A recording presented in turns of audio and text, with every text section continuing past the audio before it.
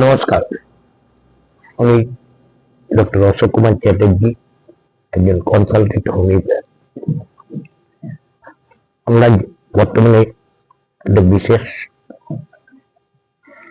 সমস্যা দেখতে পাই। অনেক সাধারণ মানুষ, রুগী এসে প্রায় আমাদের সামনে তাদের এই সমস্যার কথাটি বলে থাকেন। সমস্যাটি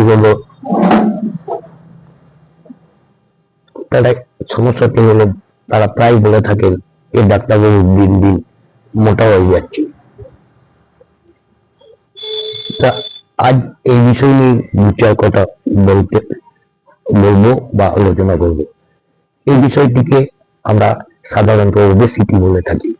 ওবেসিটি হলো এমন একটা শারীরিক অবস্থা যেখানে শরীরের অতিরিক্ত চর্বি জমে, যা নির্দিষ্ট ওজনের তুলনায় শতকরা 20% বেশি হতে পারে।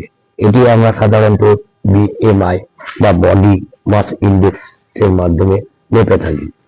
বডি মাস ইন্ডেক্স অর্থাৎ BMI যদি 30-এর বেশি হয়, তাহলে এই ধরনের সমস্যাগুলো দেখতে পাই।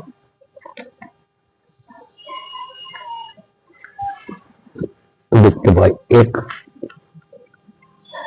ইতিলজি বলতে যাওয়ার আগে প্রথমত বলা দরকার, এটা যে কোনো বয়সের এবং যে কোনো সেক্সেরই হতে পারে। মহিলা পুরুষ নির্বিশেষে এই সমস্যা অনেকেই ভোগ করে থাকেন। প্রধান কারণের মধ্যে যতগুলো কারণ উল্লেখ করব, তার মধ্যে ফ্যামিলি হিস্ট্রি একটা বিশেষ ব্যাপার, গুরুত্বপূর্ণ। 2 নম্বর, একটা মানসিক কারণও বলা যেতে পারে, কারণও হতে পারে, যেটা অনেকেই দেখবেন ওভার ইটিং এর ফলে হয়ে থাকে, অতিরিক্ত খাওয়ার ফলে। 3 নম্বর, ইকোনমিক্স। বর্তমান সমাজের ইকোনমিকের অবস্থায় এত পরিমাণে প্রোটিন, ফ্যাট, কার্বোহাইড্রেট যে তারা খাবারের মধ্যে নিয়ে থাকে, সেটাও একটি কারণ। এন্ডোক্রাইনাল বা একটা কজ, যে সমস্ত অন্তঃকরণ আছে। 5 নম্বর, প্রেগনেন্সি। প্রেগনেন্সির ক্ষেত্রে during pregnancy women may develop abuse, increase in the body weight in subsequent pregnancy ক্ষেত্রে এগুলো দেখা যায়। এবার জেনেটিক ফ্যাক্টরে ওবেসিটি ডেভেলপস করে।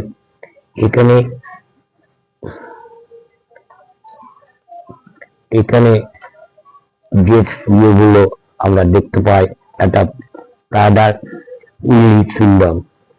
এটি একটা বিরল জেনেটিক ব্যাধি, যা ক্রোমোজোম 15 নির্দিষ্ট জিনের ত্রুটির কারণে হয়। এর ফলে শৈশবে পেশি দুর্বলতা বা হাইপোটোনিয়া, খাওয়ানোর সমস্যা হতে পারে, অতিরিক্ত ক্ষুধা ও স্থূলতা হতে পারে, শিখতে তাদের অসুবিধা, বাচ্চাদের ক্ষেত্রে শিখতে অসুবিধা, আচরণগত সমস্যা দেখা যায়, যা শিশুর বৃদ্ধি ও বিকাশকে প্রভাবিত করে এবং চিকিৎসা না হলে এটা একটা মারাত্মক ক্ষতি। আচ্ছা, মন বিডল সিনড্রোম বলে আরেকটি দেখা যেতে পারে, যেটা হচ্ছে মন বিডল বলতে মূলত লরেন্স মুন বা জেফ বিডল সিনড্রোমকেই বোঝা হয়। এটি একটি বিরল জেনেটিক ব্যাধি, যা একাধিক অঙ্গকে প্রভাবিত করে, যার প্রধান হল স্থূলতা। তাছাড়া রেটিনাইটিস পিগমেন্টোসা, পলিডাক্টিলি, যেটা অতিরিক্ত আঙুল বলে জানি, মানসিক প্রতিবন্ধিতা ও আরো অনেক কিছু। আর একটা ফ্যাক্টর হচ্ছে হাইপোথ্যালামিক সিনড্রোম। হাইপোথ্যালামাস সিনড্রোম হলো হাইপোথ্যালামাসের আঘাত বা কর্মহীনতার কারণে এটি হতে পারে। এটিও একটি বিরল ব্যাধি যা মারাত্মক ওজন বৃদ্ধি ও একাধিক হরমোনের ভারসাম্যহীনতা ও স্মৃতিশক্তির হ্রাস ও আরো অনেক কিছুর কারণে হতে পারে। এবার এটা ট্রিটমেন্ট কি?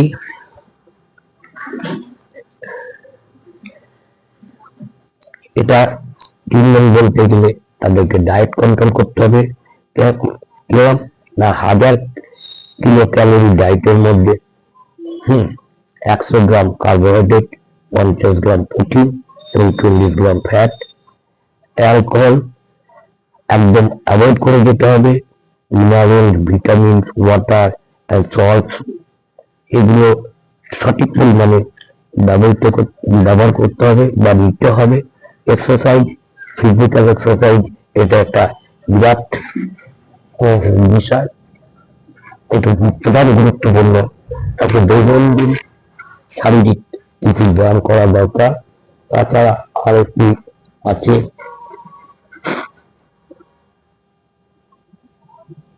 এটা হচ্ছে স্টারভেশন থেরাপি। এটা অনেক ক্ষেত্রে হেল্পফুল এবং তাছাড়াও অনেক ক্ষেত্রে সার্জারি করাও দেখা যেতে পারে। যাই হোক, আজ এই পর্যন্ত। পরবর্তীকালে আরো অনেক এইরকম বিষয় নিয়ে আপনাদের সামনে উপস্থিত হব। নমস্কার। জয় টু হ্যানুম্যান, জয় হোমিওপ্যাথি। আপনারা সকলে ভালো থাকুন, সুস্থ থাকুন এবং সুন্দরভাবে আনন্দে জীবন কাটান, এই আশা রাখলাম। আজকে আমি এখানেই শেষ করছি। আমার হ্যানুম্যানের চরণে শতকোটি প্রণাম জানিয়ে আমি আজ এখানেই শেষ করলাম।